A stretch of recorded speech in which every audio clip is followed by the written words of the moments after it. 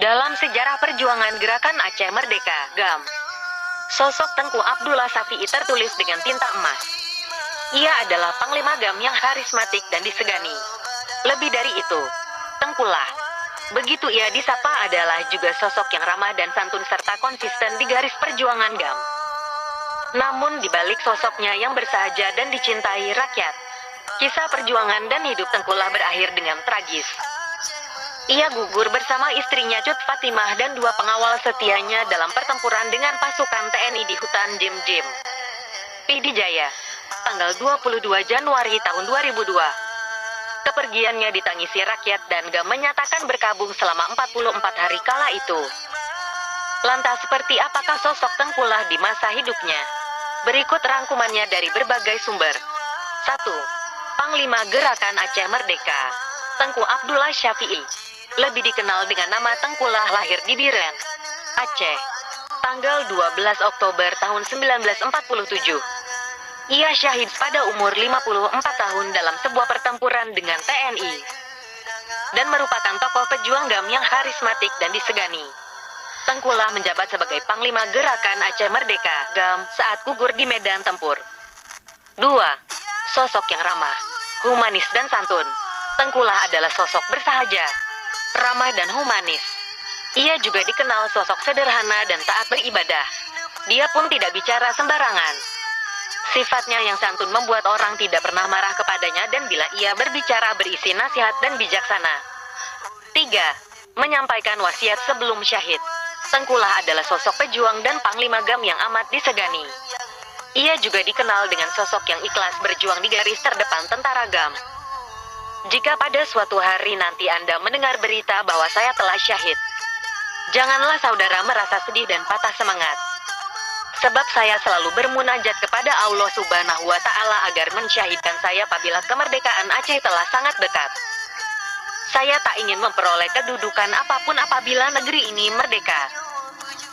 Itulah wasiat terakhir Panglima Gerakan Aceh Merdeka Abdullah Syafi'i yang gugur dalam kontak senjata di kawasan perbukitan Jim Jim, Kecamatan Bandar Baru, Kabupaten Pidi pada tanggal 22 Januari tahun 2002. Wasiat yang dibuat sebulan sebelum ia syahid itu seolah sebuah pertanda bahwa perjuangannya akan berakhir. 4. Bukan lulusan militer GAM, Tengkulah dikenal sangat santun dan bersahaja. Di mata aktivis GAM, ia adalah sosok yang humanis dan anti kekerasan. Tengkulah memang tak pernah dibesarkan dalam dunia kekerasan.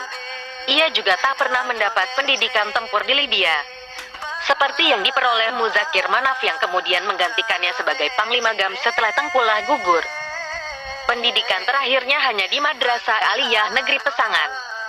Itu pun hanya sampai kelas 3. Setelah itu, ia belajar ilmu agama di sejumlah pesantren. Uniknya, masa muda Abdullah Syafi'i ternyata lebih banyak dihabiskan dalam dunia teater bersama grup Jaumpa. 5. Membuat heboh karena ketemu sekretaris kabinet dan artis Cut Keke. Sosok Tengkulah pernah membuat heboh Jakarta dan elit begam di Swedia lantaran bisa ditemui sekretaris kabinet Bondan Gunawan di era pemerintahan Presiden Abdurrahman Wahid, Gus Dur, dan artis Cut Keke. Pertemuan itu berlangsung di tengah hutan dalam suasana yang penuh dengan keakraban. Bagi Tengkulah pertemuan itu dianggap sebagai pertemuan silaturahmi. 6. Pernah diberitakan sekarat terkena tembakan. TNI pernah mengklaim bahwa telah menembak Tengkulah hingga sekarat. Pada Maret tahun 2000, Tengkulah dengan santai malam mengundang reporter SCTV Jufri Al-Katiri dan Yahdi Jamhur untuk sebuah wawancara di tengah hutan Pasi. Dalam kesempatan itu, Tengkulah juga mengundang wartawan Kompas Maruli Tobing untuk melihat kondisinya yang saat itu ternyata dalam kondisi sehat walafiat. 7. Syahid dalam perang bersama istri yang sedang mengandung 6 bulan. Akhir perjuangan Tengkulah begitu dramatis. Ia syahid bersama Cut Fatimah, istrinya yang sedang mengandung 6 bulan dan 2 pengawalnya. Tengku Abdullah Syafi'i meninggal setelah tertembak dalam sebuah pertempuran di hutan Jim Jim, Pidi Jaya, tanggal 22 Januari tahun 2002. Namun, jenazahnya tak langsung dievakuasi. Untuk memastikan yang tertembak adalah orang nomor 1 dalam tubuh militer GAM. Panglima Komando Operasi Pemulihan Keamanan Brigjen TNI Jali Yusuf waktu itu berangkat ke lokasi menggunakan helikopter. Keesokan harinya, tanggal 23 Januari tahun 2003, barulah dipastikan yang tertembak itu adalah Tengku Abdullah Syafi'i. Selain itu juga ada 2 pengawal setianya yang ikut bergugur dalam pertempuran. 8. Kepergiannya ditangisi rakyat. Pada malam menjelang subuh tanggal 25 Januari tahun 2002, isak tangis dan selawat bergema di Desa Cubo, Kecamatan Bandar Baru, Pidi Jaya. Jenazah Panglima Angkatan Gerakan Aceh Merdeka Agam Tengku Abdullah Syafi'i bersama istrinya Cut Fatimah dan 2 pengawal setianya Tengku Daud Hashim dan Tengku Muhammad Ishak dimakamkan. Mereka gugur akibat kontak senjata antara GAM dan TNI 3 hari sebelumnya di Desa Sarapanyang Jim, sekitar 4 km dari Blangsukon. Masyarakat mengenang Abdullah Syafi'i sebagai sosok ramah dan bersahaja. 3 warga desa sempat pingsan karena tak kuasa menahan haru. 9. Makamnya sering didatangi peziarah. Setelah damai Aceh bersemi pada tanggal 15 Agustus tahun 2005, makam Tengkulah ramai dikunjungi peziarah, mulai dari masyarakat biasa hingga mantan petinggi GAM. Bahkan, Wali Nanggru Tengku Hasantiro pun sempat menziarahinya saat kembali ke Aceh pada Oktober tahun 2008. Makam Tengkulah dibangun dengan sederhana dan hanya dikelilingi teralis besi. Abdullah Syafi'i dimakamkan di Cubo, Kecamatan Bandar Baru, Pidi Jaya pada tanggal 24 Januari tahun 2002. 10.